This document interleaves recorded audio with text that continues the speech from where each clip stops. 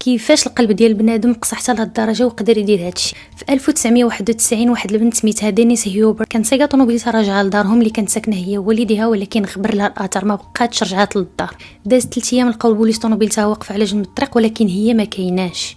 حتى دازت 3 سنين في واحد الكونترول عادي شكو البوليس فواحد السيد سميتو جون فاليميرو سايق واحد الرموك، فوقفوه باش يقلبوه ككونترول عادي. ملي قالوا له بلي بغينا نقلبوا الرموك ما خلاهمش، ولكن بزز منه قلبوه. فوسط من داك الرموك لقاو واحد الكونجيلاتور، وفوسط داك الكونجيلاتور لقاو واحد الجوته ديال البنت اللي مكونجليه ويديها مربوطين للور والسكوتش مديور على فمها. هزوا ديك الجوته فحصوها، للاسف لقاوها ديال دينيز هيوبر. تما قال لهم بلي دينيز لقاها واقف على جنب الطريق باش تصاوب الرويضه اللي تفشات ليها، وهبط هضر معاها باش يقدم لها يد المساعده. تما هددها بالسلاح واختطفها وهزها لواحد المستودع اللي كان خاوي وتعدى عليها. مور ما تعدى عليها بدا كيضربها من طرقه راسها حتى فقدت الوعي وماتت. وقرر انه يخلي الجوته ديالها سوفونير عنده في داك الكونجيلاتور، وفي ما مشى بداك الرموك يديها معاه. وفي 1997 حكمت عليه المحكمه بالاعدام.